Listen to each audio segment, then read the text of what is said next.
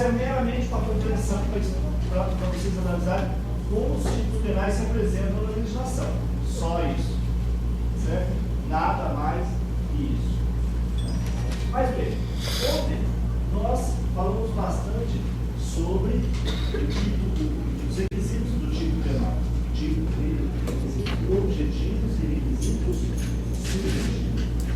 Relembrando, nós vimos que para uma conduta ser considerada típica, é necessário que estejam presentes os requisitos objetivos e subjetivos.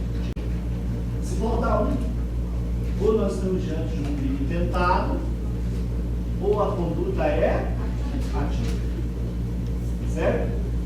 Ou às vezes, se faltar o requisito de um tipo penal, pode ser que contribui outro tipo penal. Pode acontecer isso, professor? Pode. Exemplo, eu dei um tiro no braço da pessoa, só um tiro podia ter dado mais, fez uma lesão no braço. Aí seria a alternativa de homicídio? Não, nesse caso é uma lesão corporal. Então pode não ser um tipo penal e ser outro. Né? Mas o que nos interessa é que se tem um determinado fato, e eu vou analisar para verificar se estão presentes todos os requisitos do crime, ação, tipicidade, antipicidade e responsabilidade. O que interessa é que, quando estiver analisando o requisito da tipicidade, quem está presente no tipo objetivo, os requisitos do tipo objetivo, e também o subjeto.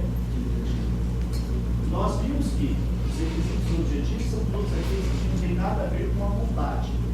Né? São elementos ou requisitos que simplesmente descrevem alguma coisa. Tá? Exemplo, o verbo, certo? Os tipos penais, matar, subtrair, constranger, ameaçar, né? E outros requisitos que acompanham e permitem você identificar qual é a conduta incriminada. Né? As várias pessoas, alguém, coisa, objeto. Né?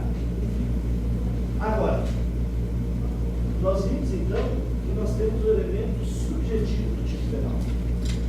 Quando nós falamos do elemento subjetivo ou do tipo subjetivo, eles têm dois requisitos.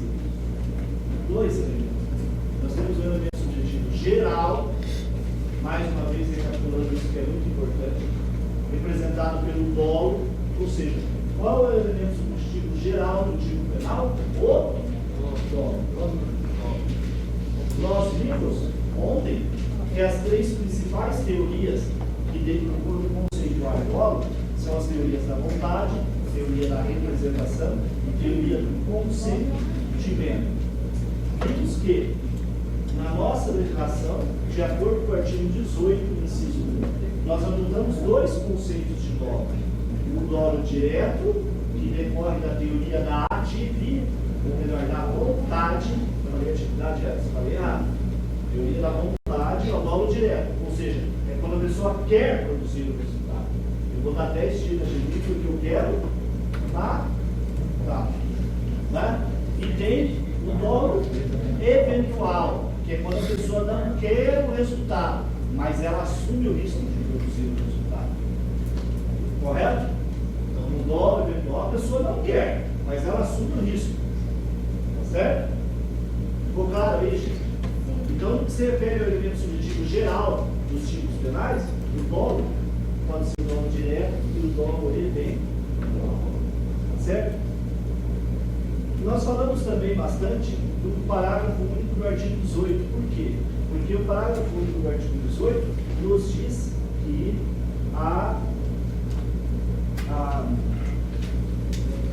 crime doloso é a regra e o crime culposo é a exceção. Então, nós falamos bastante nisso. Né? No artigo penal do artigo 121, para exemplificar, matar alguém. Né? Matar é o elemento objetivo. Alguém também. Aí perguntei para vocês, onde é que está o elemento subjetivo do tipo penal aqui? É o dolo. Vontade de matar. Aí nós falamos, o que teria que ter assim? Vontade, matar, vontade, ou aqui vai para frente, né? Vontade de matar alguém. Precisa isso?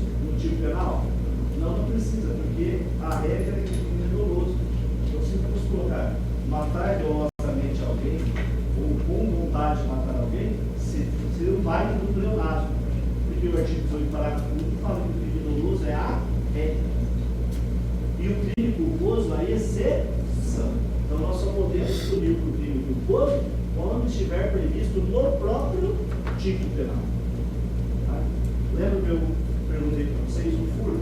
Existe furto culposo? Ah, professor, eu não sei. Basta olhar no tipo penal.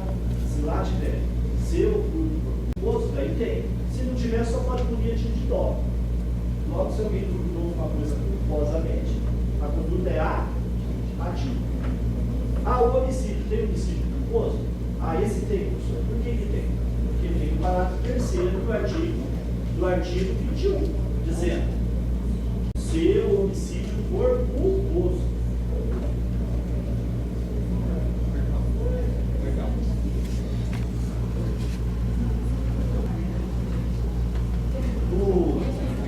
O homicídio tem a modalidade culposa porque tem lá o parágrafo 3º. Se o homicídio for culposo. Se não tivesse esse parágrafo 3º, só poderia punir alguém por homicídio se fosse a título de dolo. Ou seja, isso já nos permite uma outra conclusão. Nós temos duas grandes estruturas de crime, de ações. Ações típicas dolosas e ações típicas culposas. São as duas estruturas de crime que nós temos. Ou para falar no português mais claro, nós temos crimes dolosos e crimes culposos. Não temos tipo. Certo? Temos dois tipos de crime que nós temos. Né? Onde é que eles estão indicados? Inclusive essa divisão em crimes dolosos e crimes culposos. No artigo 18. Tá? O artigo 18 coloca lá, diz o crime 1. Doloso, quando o agente quis o resultado ou assumiu o risco de produzi-lo. Então, o inciso 1 diz que na nossa legislação as pessoas devem ser punidas a título de dolo. Correto? Mas aí o inciso 2 diz assim: crime é culposo quando o agente deu causa ao resultado por imprudência, negligência ou imperícia. Tá? Então, de acordo com o artigo 18, incisos 1 e 2, as grandes estruturas de crime que nós temos são essas: crimes dolosos e crimes culposos. Nesse momento, é importante lembrar para vocês o seguinte: eu não sei que altura que vocês estão no direito civil, eu estou estudando responsabilidade civil. Obrigações? A sequência é responsabilidade civil, não é? Vocês estudarão responsabilidade civil. Vocês verão lá requisitos para a responsabilidade civil, artigo 186 do Código Civil Brasileiro. Certo? Nesse momento é importante dizer para vocês o seguinte: quando vocês estiverem estudando, é claro que o professor vai falar isso. Responsabilidade civil, o professor vai falar: ó, esses são os requisitos para responsabilizar alguém civilmente. Prestem atenção. Para responsabilizar alguém civilmente. O que significa isso? Para obrigar alguém a reparar um dano decorrente de uma conduta que a pessoa praticou, uma conduta ilícita. Reparação civil. Exemplo: a Lucinéia bateu no meu carro, acabou da traseira do meu carro pela barbeira. Ela agiu, né? Ela me causou um dano, né? Ficou 10 mil para arrumar. Ela, não cega como é, não me pagou. Eu faço o quê? Eu entro uma ação para promover a responsabilidade civil dela pelos danos que ela me causou. Está entendido? Entendido? Isso é responsabilidade civil. O que nós estamos tratando, quando nós falamos de verificar o que quer dizer cada requisito de crime, é porque se a pessoa realizar uma conduta e que estiver presente todos os requisitos do crime, o que acontece? A pessoa será responsabilizada criminalmente. Então, eu tenho a responsabilidade civil, cujo propósito é basicamente reparação de danos no âmbito civil, e eu tenho a responsabilidade criminal, no âmbito penal, quando ficar provado que a pessoa praticou um crime. Só fica provado que ela praticou um crime quando se provar que ela realizou uma ação típica, antijurídica e só nessa circunstância. Certo? E tem uma terceira forma de responsabilidade que vocês estudarão, né? O professor de Direito Civil vai falar, mas vocês verão de forma mais aprofundada lá no final do curso, que é a responsabilidade administrativa. Tem da responsabilidade administrativa, funcional. Pratiquei o ilícito, mas ilícito é crime e gerou um dano. Então, tanto posso responder pelo crime como ter que reparar o dano. Responsabilidade criminal e responsabilidade civil, não é isso? Mas, além disso, eu posso ter a responsabilidade administrativa ou administrativo funcional. Quer dizer, se for o exercício da minha função, eu posso sofrer um processo disciplinar. Não é? Um exemplo de responsabilidade administrativa bem simples. Vocês chegam aqui correndo para a aula de penal, vocês não podem perder o dia nenhum desse mundo. Chega ali, não tem lugar para estacionar e pum, estaciona em cima sobre a faixa de pedestre. O que vai acontecer? Vem um policial e faz uma multa, não é? Não faz uma multa? Popularmente conhecido como multa. Mas o nome técnico é sanção administrativa.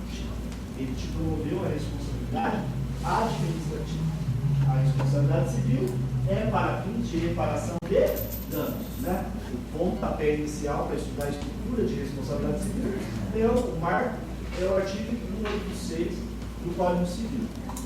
E no âmbito penal, eu só posso responsabilizar criminalmente alguém se, depois de um processo, de uma ação penal do dano, do direito de defesa, do contraditório, do acusado, ao final o juiz concluir: o sujeito realizou uma ação típica, antijurídica e inculpável. Portanto, condeno o réu. Significa o quê? Eu estou promovendo a responsabilidade penal. Entenderam, gente? Essas dicas já têm um viés até bem mais prático. Então, no momento oportuno, vocês verão sobre o estudo da responsabilidade civil. Deve dar uns 2 meses de aula. Depois verão a responsabilidade administrativa. Tudo, na verdade, que vocês verão no termo de direito penal é para viabilizar ou para estabelecer os parâmetros para que alguém possa, obedecidas as normas constitucionais e intraconstitucionais, promover a responsabilização penal de alguém. Então, a responsabilidade penal é a responsabilidade mais severa que tem, concorda? Não é o ramo mais drástico do ordenamento jurídico, por isso que os requisitos para se responsabilizar criminalmente alguém são mais rigorosos. Nossa, o senhor tem que ver se é ação em sentido penal, tem que ver se estão presentes em requisitos da tipicidade, depois tem que ver a antijuridicidade, ainda tem que ver a culpabilidade, para só aí ver se a pessoa pode ser condenada ou não. É assim que funciona. Certo? Eu falei isso para vocês lá no começo da primeira aula. Numa sociedade civilizada, moderna, né, o direito penal efetivamente deve ser o último ramo do ordenamento jurídico. Porque incriminar e punir, colocar alguém na cadeia e matar não resolve definitivamente o problema do crime. O desvio de conduta, de comportamento, é intrínseco ao ser humano, nasce com o ser humano. O meio também interfere, mas nós somos, não adianta vir nessa conversa piada. Você já pode ter estudado no ensino de sociologia, de falar assim, não, mas o ser humano é naturalmente bom. Ele nasce bom, nasce e vai lá. Se o ser humano fosse bom, se ele não fosse ruim, se ele não fosse violento, nós não estaríamos aqui hoje. Porque se o ser humano fosse violento, não fosse agressivo, não passava pela idade antiga e média. Como é que ele sobreviveu? Matando animal, matando o outro que te atacava. Ele sobreviveu e chegou até os nossos dias baseado no instinto de sobrevivência, onde o que basicamente predomina é o que? A violência. Então, a partir do momento que nós achamos que apenas que o direito penal vai resolver o problema da criminalidade, é de uma ingenuidade que não tem tamanho. Nós não somos pessoas boas, a raça humana. Se fôssemos boas, não estaríamos aqui. Teríamos sido eliminados em razão das intempéries, tempestades, problemas que assolaram a Terra durante a transformação ao longo do tempo de ano, seríamos dizimados por animais selvagens, ou os próprios homens se dizimariam no passado um pouquinho mais distante. Né? Então, tem autor, o Zé Mané da Bíblia, dizendo, não, que o ser humano, o direito natural, ele nasce puro, o meio transforma o indivíduo, o meio interfere na formação das pessoas, com certeza absoluta. Mas não vem dizer que o ser humano nasce bonzinho. Isso não. Bonzinho até um ano e meio de idade, quando começa a falar que eu vivo inferno. Né? pai ou mãe que está fulano. Não é assim mesmo, pessoal? Quem é que tem filho? Pouca gente. Mas não é assim? Todos vocês têm filho com mais de 1 ano de idade? Então vocês sabem do que eu estou falando. Né? Então, como é que vai falar? Não, o ser humano é bom. Daí a sociedade faz ele realizar condutas desviantes. Agora, é justamente por essa constatação que nós também temos que ter em mente, se nós queremos ser uma sociedade que evolua, seja mais civilizada, você tem que ter um direito penal mais racional e que não seja um instrumento de vingança. Senão nós voltamos para o tempo das cavernas. Vamos fazer o quê? Olho por olho, dente por dente, saltos quem puder. Já pensaram isso num país com 200 milhões de pessoas? Que horror que seria? Pensa em bem. A confusão que seria. O caos, né, na verdade, não é a confusão, é o caos. Está claro isso, gente? Então, é por essa e muitas outras razões, ou seja, estudado ciência política, na história da formação do Estado, a divisão dos poderes, o Montesquieu e etc. O poder judiciário é o último dos anos é o último dos poderes, que vela pelo equilíbrio da sociedade mediante a aplicação da lei. Fiscalização da aplicação da lei e correção da não aplicação da lei, ou aplicação incorreta. Tá? Então, gente, quando você pega o elemento subjetivo do tipo, nós precisamos, primeiro, do dolo, em qualquer tipo penal. E alguns tipos penais precisam de um elemento subjetivo especial. E é só em alguns tipos penais que eu o próprio nome já estava dizendo. Especial. Alguns tipos penais têm, outros não têm. Né? E aí, nós temos um exemplo, né, de um tipo penal que tem um elemento subjetivo especial, o artigo 155. Né? Vamos rememorar, né? Subtrair para si ou para outrem, coisa alheia móvel. E aí eu fui de trás para frente com vocês falando. O que é coisa alheia móvel? Né? É o elemento objetivo ou subjetivo? Objetivo. Objeto que pertence ao terceiro. Né? Para si ou para outrem? Ah, professor, não sei. Esse para si ou para outrem é um elemento subjetivo especial. Para si ou para outrem. Correto? Por que ele é um elemento subjetivo especial? Pela verdade, ele está indo além do elemento subjetivo geral, que é o dolo. O dolo precisa ser o dolo de quê? Lembra? A pessoa precisa ter o dolo do quê? Oi? Não, ele precisa ter vontade do dolo em relação ao quê? Oi?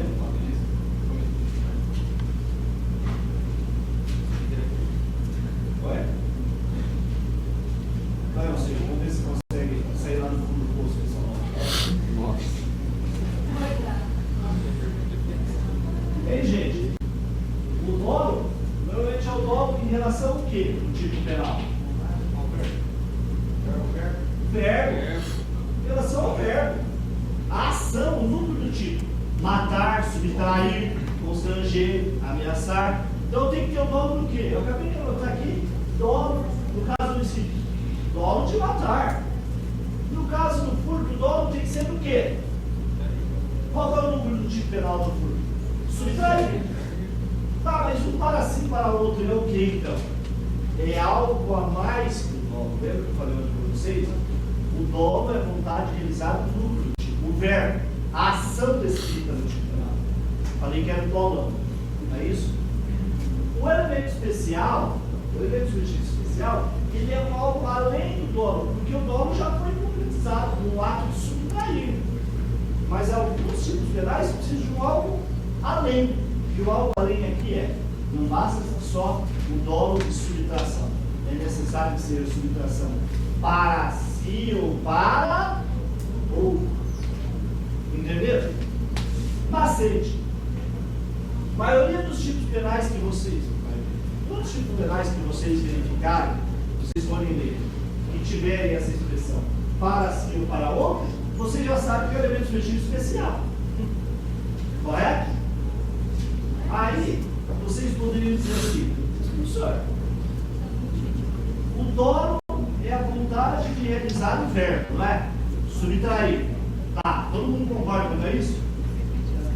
Aí vocês diriam assim, mas professor, mas é óbvio que se eu subtraio, que é para mim ou para outro.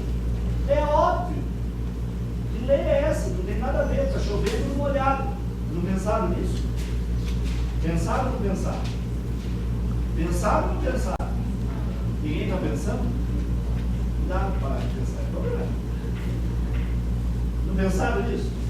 Olha, eu subtraí. Vou pegar. Pode? Você tem que falar que não pode, se puder até não. Posso? Não. Subtrair. Correto? Eu não realizei o número do tipo penal? Subtrair. Eu estou começando a realizar uma conduta que pode se amoldar aos requisitos do tipo objetivo subjetivo de furto, não é verdade? Eu subtraí. Aí eu peguei e entreguei para ela. O que eu fiz? Por que você está rindo? Tá bravo com essa história. A gente vai ver. Eu entreguei para ela. O que eu fiz? Eu subtraí para outro. Estou realizando a conduta de furto. Tá? Se eu subtraí o celular dela e levei para mim, eu subtraí para si. Aí de repente se diz, mas não tem como ser coisa diferente. Eu preciso subtrair para si ou para outro. Está chovendo no molhado. Se para si ou para outro, não precisava. Você não acha que isso é crime?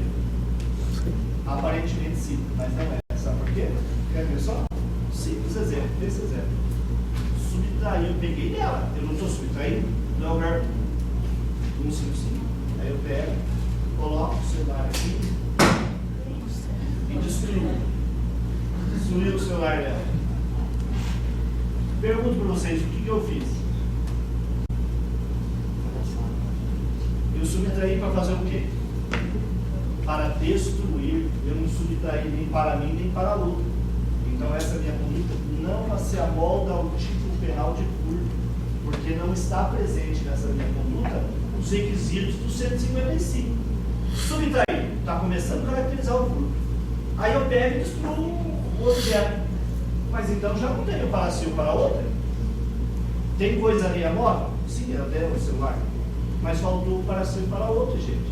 Então a conduta não é de furto. Mas daí não entra só como um dano ao patrimônio dela? Pode ser um outro tipo penal ou a conduta é atípica. Pode ser um outro tipo penal ou a conduta é atípica. Ou é tentativa. São as três possibilidades. Ou é um outro tipo penal, ou é tentativa, ou a conduta é atípica. Nesse caso aqui, o que vocês acham? Só para falar, quem não está vendo, o celular dela tem aqui.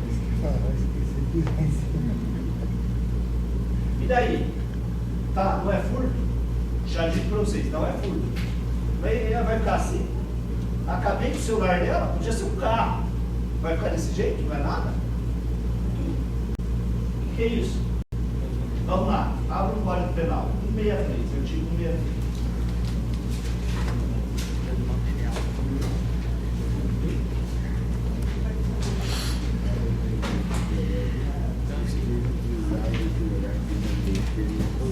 Artigo 163. Acharam? Sim. Ele não está perdido. Chegaram nele? Vamos lá. Destruir, inutilizar ou deteriorar coisa alheia. Destruir, inutilizar ou deteriorar coisa alheia. A minha conduta, eu subtraí o celular dela e destruí. Se amolda ao artigo 163 ou não? Sim. Se amolda. Então essa minha conduta que é para aparentemente era típica do 155, ela se amolda na verdade ao tipo do 163. Ou seja, não é um crime de furto, é um crime de dano. Os danos materiais, Douglas, a expressão danos materiais está muito vinculado, ela é muito familiar ao direito civil, reparação de danos. Ah, acidente de trânsito, você acabou com o meu carro. Ação de reparação de danos materiais. Daí na esfera criminal, vamos abordar qual crime? Crime de dano. Pessoal, entendido? Então, são alguns tipos penais que exigem este especial. Vamos ver um outro exemplo? Vamos ver um crime que é bastante conhecido, apropriação indébita. 168. Vamos ver?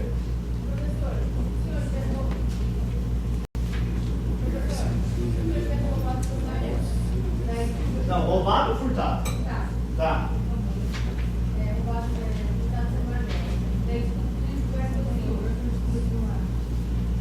Mas se eu já tinha ficado com o chefe pelo menos por um relativo espaço de tempo, daí já era furto. Entendeu? Aqui não. Subtrair, destruir. Agora, se eu peguei o celular dela, levei para casa, no outro dia a polícia foi lá pegar, porque a polícia está vindo.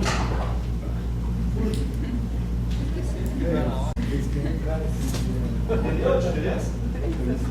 A questão está no elemento subjetivo. Acharam o 68? O 68 é o famoso crime de apropriação indébita. Apropriar-se de coisa que tem a posse ou detenção. Coisa ali que tem a posse ou detenção. Não é assim, mais ou menos? Ali é móvel, porque imóvel não dá. Bem colocado. Eu vou me apropriar, aí é outra coisa, é isso tudo acessório. É 162, por aí. 68, tá. Alguma coisa assim. Pergunto para vocês, analisando a redação do artigo 168, nós podemos dizer que neste crime tem especial fim de agir? Ou basta o dolo de realizar o lucro do tipo? Só tem um elemento subjetivo geral, a vontade de realizar o verbo do tipo penal. Tem um elemento subjetivo especial? Tem? Vamos ver se na terceira vez. Vamos ver semana que vem. E daí, gente, quem está com o código aí? Você tem um elemento subjetivo especial? Vai. Rodrigo, tem um elemento subjetivo especial? No 68? O Alceu eu acho que tem. Será que tem? Quem mais? Eu estou falando do 68, não do 68A, porque daí o 68A é uma outra estrutura. E daí, gente? O Rodrigo acha que não tem? O Alceu acha que tem? Tem que apropriar-se. Não, só dos dados, na conduta. Se não aumenta a preço, não vem ao dado. E daí? Isso. Tem elemento subjetivo especial ou não? Só elemento subjetivo geral?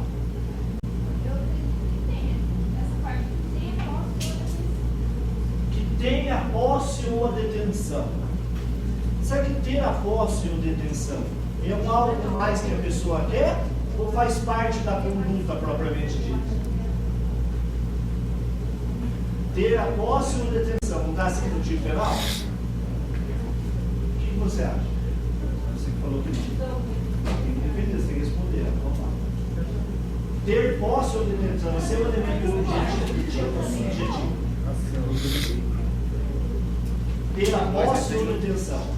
Tem alguma coisa a ver com a vontade? Não. É uma circunstância objetiva. Ter a posse. Entendeu, José? Ou seja, 168 não tem tipo. Não tem elemento subjetivo especial. Basta que tenha um dolo, elemento subjetivo geral, de apropriar-se. O que significa apropriar-se? Inverter o título da posse que você tem do objeto. Eu tinha aí só como mera posse ou detenção, estava só emprestado, e você agora é meu, não tinha sou dono. Certo? Basta o dolo, a vontade de realizar o lucro do tipo, que no caso do 68 é apropriar-se. Por isso que o cliente chama apropriação indébita. Viram como essa matéria tem um viés bastante prático? Vamos analisar o tipo penal que é importante. Artigo, o famoso delito de, que as pessoas falam erradamente, né? Delito de sequestro. Não tem delito de sequestro. Artigo 159, não existe o delito de sequestro. Tem o delito de extorsão mediante sequestro. O sequestro é uma forma de extorsão. Certo? 159.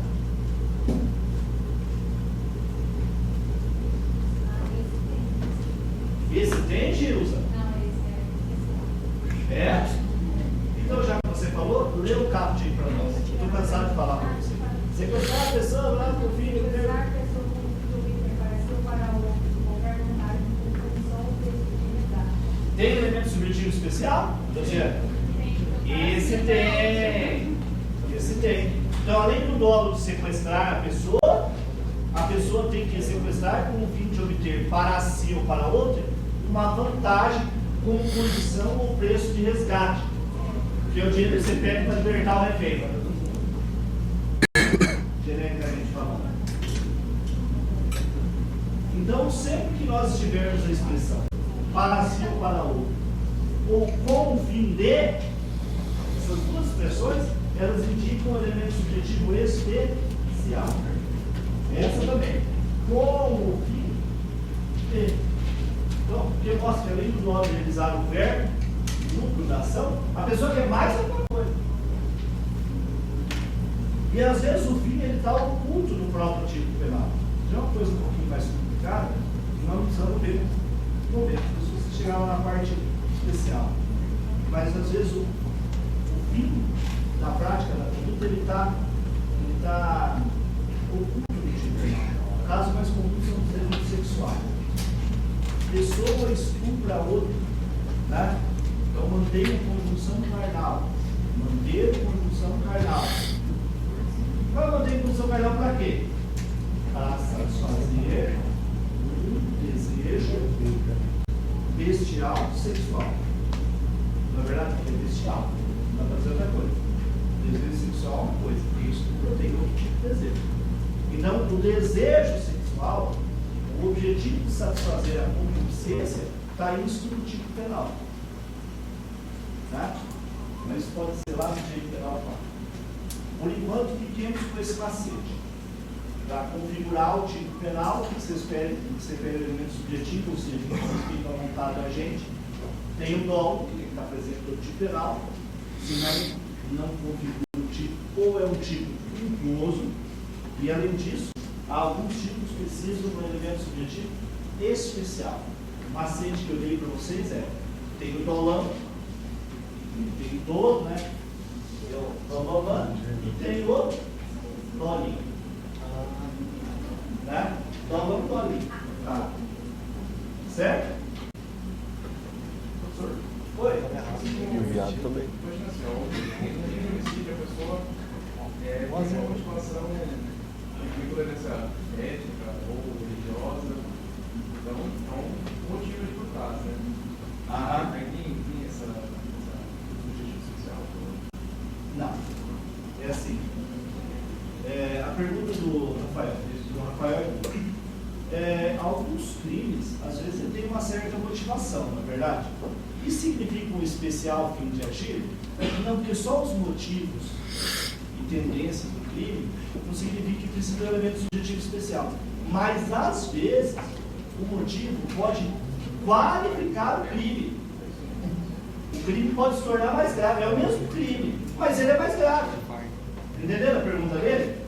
Ah, mas e o motivo? O motivo do crime? O motivo do crime pode ser, em muitos casos, uma qualificadora do crime ou um agravante. Vamos dar um exemplo, então, para dar uma clareada. Abram aí no artigo 121.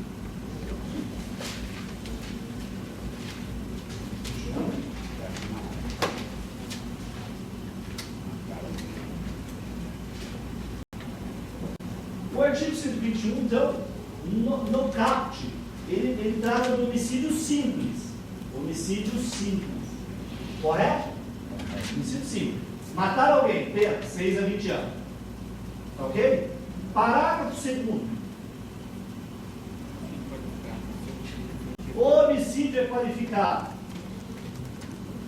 Está lá? Está assim? O homicídio é qualificado se ele é cometido. Aí olha o inciso 2. Por motivo fútil.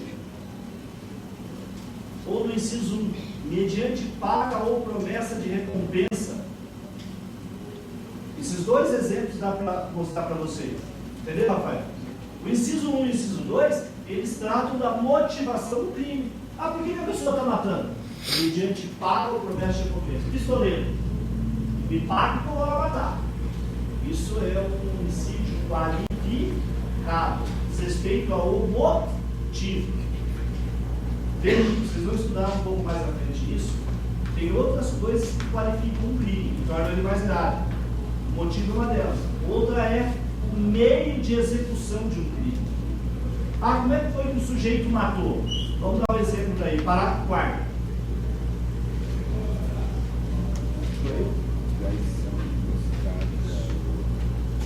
Parágrafo 4º diz que o homicídio também é qualificado se o crime foi praticado a traição, de emboscada, mediante de simulação, ou qualquer outro meio que impossibilitou ou dificultou a defesa da vítima. Certo?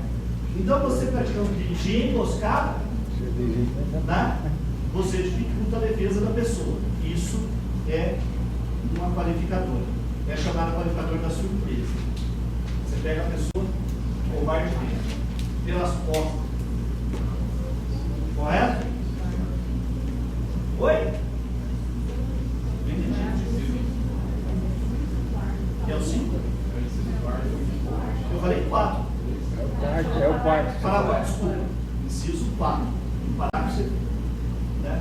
O inciso 5 também diz respeito, chama-se motivo também, mas é um motivo mais específico ainda, a razão teleológica do homicídio, quando você pratica o homicídio como meio de ocultar a punição de algum fato que você praticou ou como meio de assegurar a impunidade, né? Ou para assegurar a execução de um crime que você acabou de praticar. Eu matei a Ana, porque ela não traz o código. Só que a matei. Aí eu mato ela para ela não contar para a polícia que eu matei a Ana.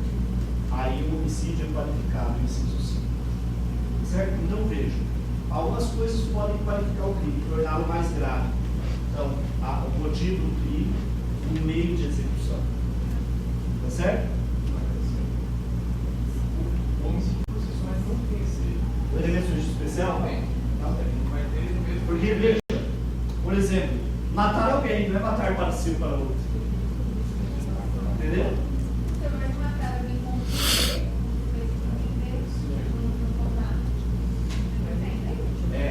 Não tem motivo. não, com o filho eu não contar. Não. Isso é apenas uma circunstância do crime que qualifica ele. Só. Entendeu? O tipo penal já existe de qualquer forma. A diferença é que os elementos subjetivos especial, se ele não estiver presente, o tipo crime não existe. Entendeu? Eu acho que vai nesse sentido você pergunta. Como é que eu faço para identificar? Se não estiver presente, não tem crime. Entendi? A apropriação indébita, nós perguntamos, não precisa. Né? Agora, no furto, eu dei o exemplo do celular dela. Ora, peguei para destruir, então falta um para si e para outro. Furto não é. Né? Agora, você fala assim, nossa, professor, isso é tão abstrato, esse negócio é meio chatinho. Primeiro que ele é eminentemente prático. Mas não se preocupe, porque vocês vão ficar 2 semestres estudando só os tipos penais. Né? A partir do direito penal deles, são um partido civil, né? Tem tipos de homicídio, lesão corporal, crimes contra a honra, crimes contra o patrimônio. Vão ficar careca. Nem eu. De tanto ver isso aí.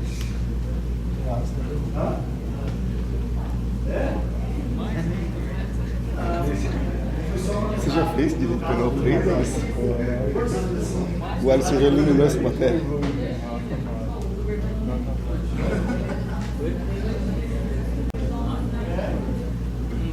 Pessoal, entendido? Beleza? Nós vamos. Agora, eu vou passar só os primeiros tópicos do tipo penal culposo. Para daí, a semana que vem, nós finalizarmos e fazermos comparações de exercícios entre tipos dolosos e tipos culposos. Tudo me ajuda de novo. Oi?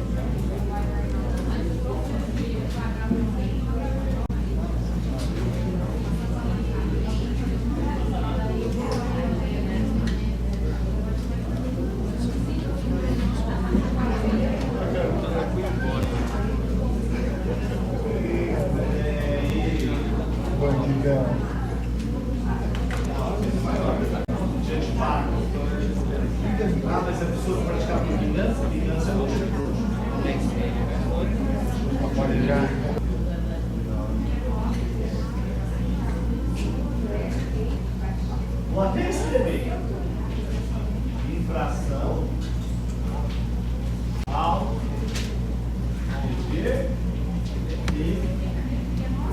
carnal,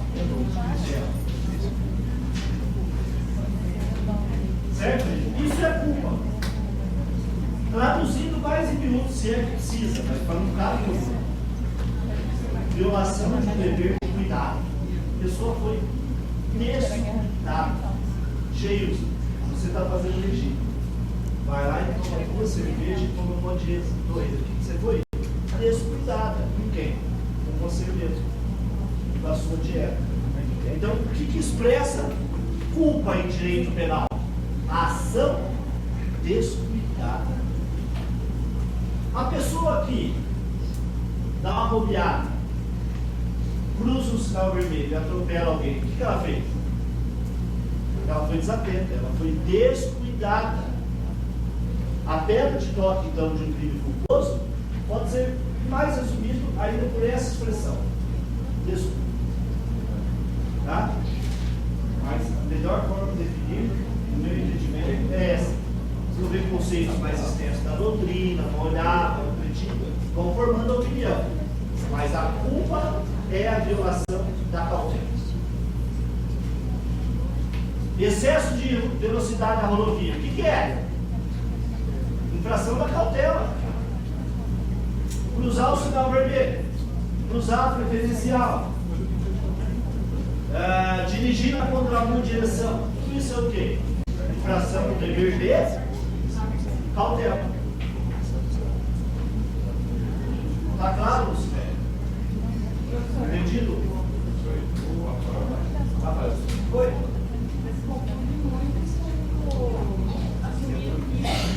Aí é outro problema. Uma das coisas que precisamos fazer é isso. A Bruna está dizendo, mas o crime culposo, ele se confunde muito com assumir o risco do dolo eventual, não é verdade? Aí nós passamos aqui para o próximo tópico, né? Porque eu tenho 2 espécies de culpa. E aí nós vamos ver qual dela é muito parecida com o dolo eventual, com assumir o risco. Na culpa inconsciente, presta atenção, a pessoa não prevê o resultado, mas deveria ter previsto. Repetir. Quando nós falamos de inconsciente, o sujeito não previa o resultado, mas deveria ter previsto. Exemplo, cruzei o sinal vermelho, mas eu não previ que naquele momento ia passar alguém e eu ia atropelar, correto? Eu não previ isso, mas eu deveria.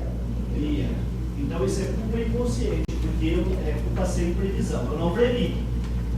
Está entendido isso? Agora, na culpa, olha o que o nome diz: culpa consciente.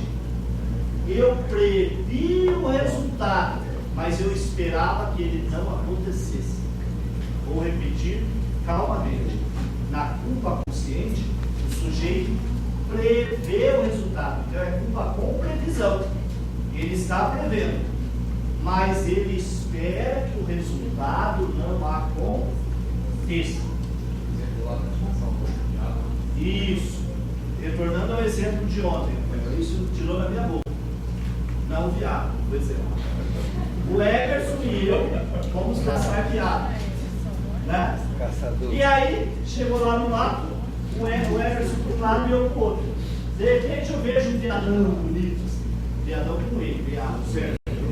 E aí, a hora que eu vou atirar ele com a minha espingarda, surge o Everson perto.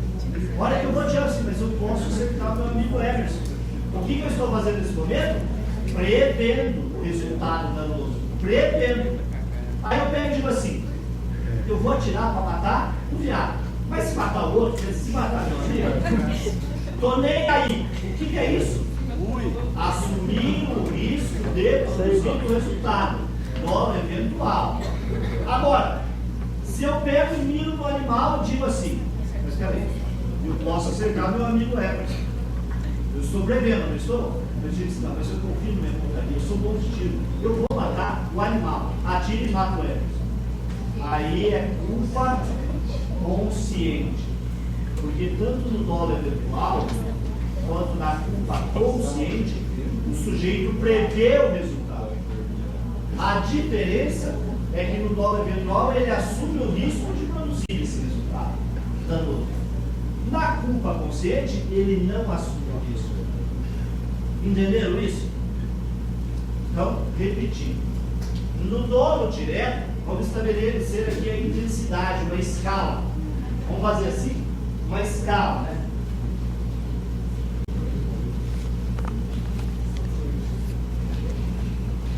Ó, dolo direto. Dolo direto. Sujeito, quero. Tá claro? Dolo eventual.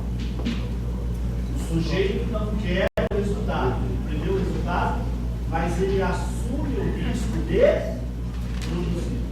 Terceiro, culpa consciente. O sujeito prevê o resultado, mas não assume o risco de produzir. Ele espera que o resultado não aconteça. Como no exemplo aí do Hermes. Terceiro, culpa inconsciente. O sujeito é a culpa sem previsão. Ele não previu o resultado, mas deveria ter previsto. Nós vamos ver o requisito do crime culposo quando que ele deve. Correto? E descendo mais um degrau depois da culpa inconsciente, o que eu tenho? O terreno coativo. Não é nada. Posso ter aqui uma princípio para você, caso por né? Ou ativo, é ativo. Caso por é ativo. Entendido, gente? Então, na escala que nós podemos montar é essa. Dolo direto. O sujeito quer o resultado. Dolo eventual. Ele não quer, mas ele assume o risco. Né? Onde que está o ponto de estrangulamento? A dificuldade. Inclusive alguém me falou ontem, mas é questão do trânsito, se a pessoa bebe, dirige, ela não está assumindo o risco. Não, nem sempre. Vamos falar disso no outro ocasião. Talvez na próxima aula. Isso é o ó do programa. A dificuldade está aqui. Como é que eu diferencio, na prática, o dolo eventual da culpa consciente? Porque eles são quase iguais. Eu estou lá pronto para tirar o animal. O Emerson está perto. Eu digo assim, eu vou atirar para matar o animal. Mas se matar o Emerson, eu não estou nem aí. Isso é dolo eventual. Culpa consciente. Vou matar o animal. Mas o Emerson está perto. Mas eu confio na minha vontade. Eu vou matar o Emerson. E acaba matando ele. Como é que eu faço para diferenciar quando que é um e quando que é outro? Né? Então eu vou ter que olhar os exemplos e aplicando esse conceito. O dolo eventual, ou a gente não assume o risco de produzir o resultado. Na culpa consciente, não. Né? Mas para ficar mais claro, vamos falar, né? Para você não errar isso aí, essa matéria é fundamental. Significa você saber quando o crime é doloso e quando não for. Vamos dar uma macetezinha.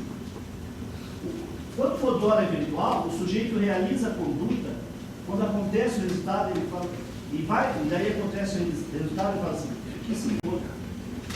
Né?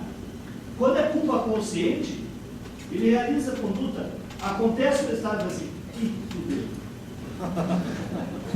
Perceberam a diferença?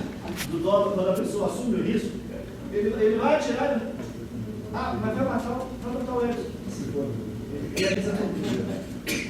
Entenderam o que é o que se for? Dentro do que der, eu vou agir. Dolo eventual. Dentro do que der, eu vou agir. Na culpa consciente, ele realiza deu cagada.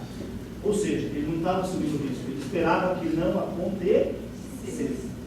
Então, quando for dolo eventual, o sujeito teoricamente fala: estou nem aí. Né? Na culpa consciente, deu cagada. Na hora que o paciente se for, na sua delegacia, olha o que a menina está falando. Fica muito dia sem vir na aula, tu começa a assistir novelas, essas coisas, essas divagações.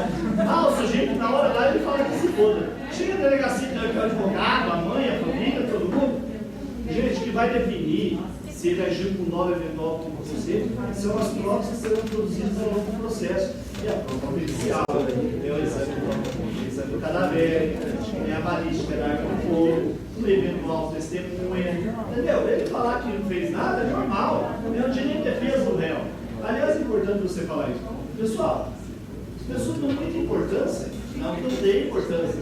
Mas o cidadão não fez o que ele ia fazer. Claro, a versão O interrogatório é um meio de defesa, não é um meio de prova. Vocês vão estudar esse processo penal. O interrogatório é um meio de defesa, é uma oportunidade para o réu dar a versão dele. Ele fala o que ele quiser em defesa dele. Inclusive, fica quieto. O silêncio é um direito constitucional. Por quê? Porque o réu não é obrigado a produzir prova contra ele mesmo. Nem o temer contra o TGE. Ninguém é obrigado a produzir prova contra si. Né? Mas essa preocupação, essa sua observação, é típica de quem ainda não há a jurídica, não tem a prática. A questão de provar vai ter um inquérito, vai ter ação geral depois. Né? Mas a tendência do réu é chegar na delegacia. Vocês já viram nos vídeos? Eu acho muito interessante um sargento que tem marcado de favor. Tá vendo? Ele aprendeu com o sujeito, tem um que eu achei muito interessante. O cara fugiu do cerco lá da polícia, capotou um Monza velho, estava de cigarro, até a tampa. Aí ele capotou, arrebentou a cabeça, saiu do carro e tentou virar o carro para fugir aí. Bom, foi pego. E o repórter disse: mas você daí, de onde sabia que você vai esse monte de cigarro lotado, não tinha lá do motorista. Pra fumar, faz tudo isso. É para não ficar dando muita viagem para mas você vai 4 vezes. Eu fumei. Mas vai lá quanto tempo? Uns 2, 3 dias. Dragão,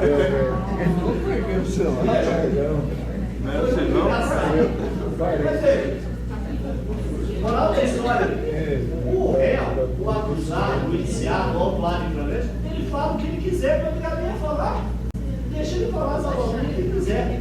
Será aprovado ou não será, é ônus da acusação. Por quê? Porque nós somos presuntivamente inocentes até que se prove o contrário. Mas essa desse cara foi muito boa. Tem uma outra, eu botei para vocês do boi na porta. Eu botei? Isso aconteceu aí, né? Em assistitoria. O cidadão foi autuado de uma vaca.